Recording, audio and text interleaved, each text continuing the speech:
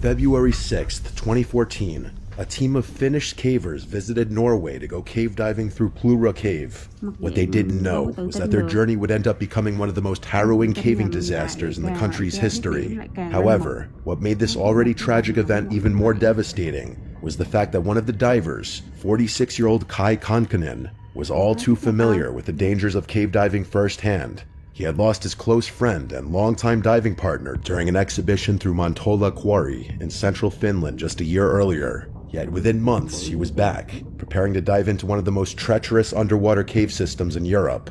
This time, he was joined by 4 other elite divers, including 42-year-old Patrick Gronqvist, 40-year-old Jari Huotarinen, 34-year-old Jari Usamaki, and the youngest, 33-year-old Vesa Rantanen. The plan was to enter through the submerged opening in the Plura River and exit through a second entrance. But pulling it off successfully wasn't going to be that simple, largely since Plura is the deepest known cave in northern Europe.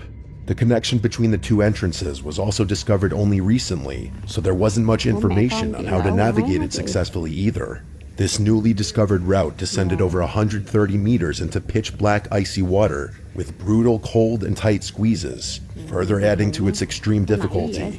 Even if everything went according to plan, the dive would have still taken 5 hours to complete, and in such brutal, unpredictable conditions, the margin for error was nearly zero.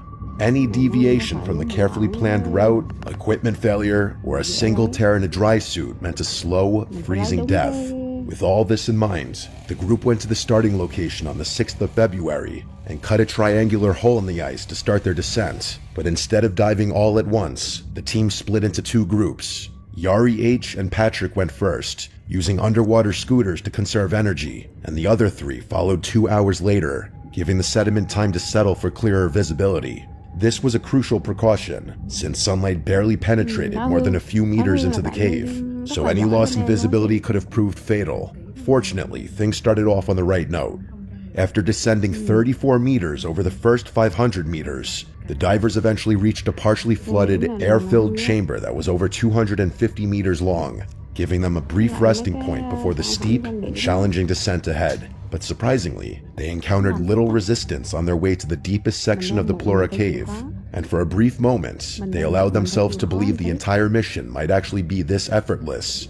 Unfortunately, they couldn't have been more wrong, something they came to realize after reaching a shockingly narrow section of the cave with a sharp turn. A fully geared diver could barely squeeze through, but at this point, forward was the only way out, so Patrick decided to go first. However, as he was thinking of how he could navigate the turn, Jari H's flashlight suddenly went out and then began flashing quickly. As Patrick turned back to see what was going on, he saw Jari begging for help.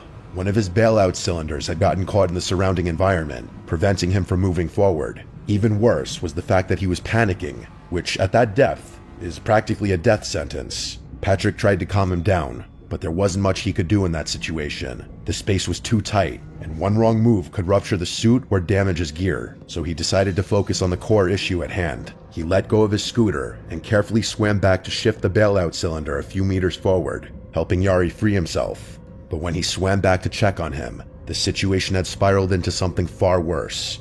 Yari's breathing regulator was somehow out of his mouth. Patrick put it back in as quickly as he could. Unfortunately, it was already too late. Yari's lungs were already full of water, ending his life in the process. With his friend's lifeless body floating in front of him, Patrick wanted to scream, but he couldn't. He had to stay calm, otherwise he was going to become the next victim of Plura's cold, indifferent depths. After taking some time to collect himself, Patrick checked his dive computer to see how long he'd have to stay submerged to avoid decompression sickness, and to his horror, it flashed 400 minutes. This was a haunting increase from the 120 minutes he saw earlier. What was supposed to be a 5-hour dive was now going to take as much as 9, and staying there any longer would only increase this time even further. So with no other option, Patrick turned away from his friend's body and began to swim towards the second entrance. Now with no one else to keep him company, what he failed to realize was the second team was heading straight into the nightmare he'd left behind. Following the original plan, the remaining 3 divers set out exactly 2 hours after the first team. But as they descended to the deepest section, Vesa heard a distress signal coming from someone's diving equipment. Fearing the worst, he swam toward the sound, only to be greeted by the very outcome he was dreading. He saw his friend Jari's lifeless body blocking the narrow tunnel ahead. It was too much for him to even look at. Unfortunately, the narrow passage gave him no other choice. If he wanted to move forward, he had to face it head on. Now, he could have turned back, but that meant spending up to 12 hours underwater, with no guarantee their oxygen would last that long. Meanwhile, Yari Yu, who was just behind Vesa, came face to face with the same tragic situation. But unlike Vesa, he lost his composure almost immediately and began to panic. Kai, the last diver on their team, tried to calm Yuri Yu down, but it didn't work. Panic underwater turned lethal in minutes. His breathing became extremely erratic, eventually resulting in Plura claiming the life of Yari Uzumaki as well.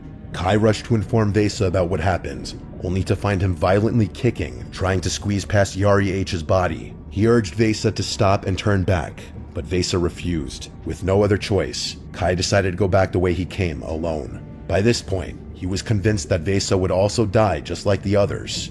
But by some miracle, Vesa managed to make it through not long after Kai turned back. At this point, 3 survivors were swimming alone, each believing he was the only one who made it out alive. Patrick and Vesa were heading toward the Stein Uglaflaglet dry chamber, while Kai was slowly making his way back to the Plura entrance.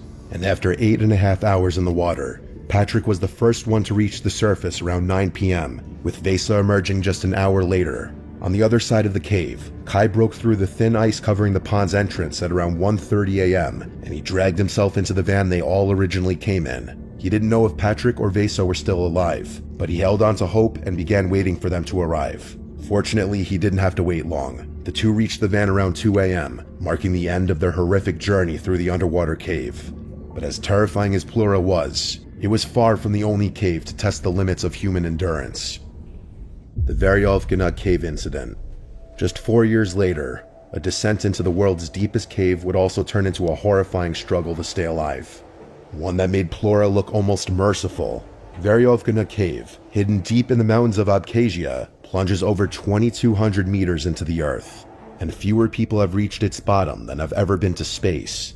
So in September 2018, a team of Russian cavers led by Pavel Demidov decided to face this challenge head-on for a second time, because as it turns out, they had already accomplished this feat just months earlier, when they not only reached the cave's bottom, but also measured its record-breaking depth. The only difference was that this time, they were joined by 2 new faces: British cave photographer Robbie Schoen and his assistant Jeff Wade. They had 2 goals: photograph the cave's extraordinary terrain, and also collect samples of possibly new species of shrimp and scorpion, both of which would help them study how life was able to sustain itself somewhere with absolutely no sunlight. But exploring this cave required an extensive amount of preparation. Each caver had to haul over 30 kilograms, or about 66 pounds of gear, while being wrapped in layers of thermal clothing to survive the cold. And the descent was just as brutal. To enter, they had to lower themselves through a narrow vertical shaft that dropped 32 meters straight down. And that was the easiest part, because the only way down from there was through thousands of meters of narrow, twisting tunnels. Reaching just the first camp, 600 meters deep, took around 8 hours. Fortunately, this was also their first rest stop.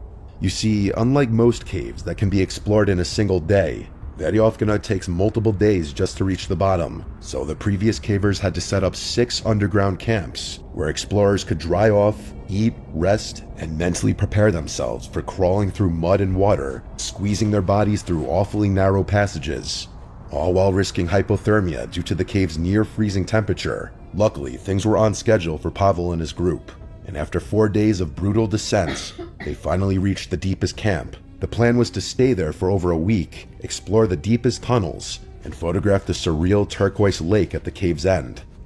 And that's exactly what they did for the first 6 days. They even managed to collect some samples of the tiny organisms living in that darkness.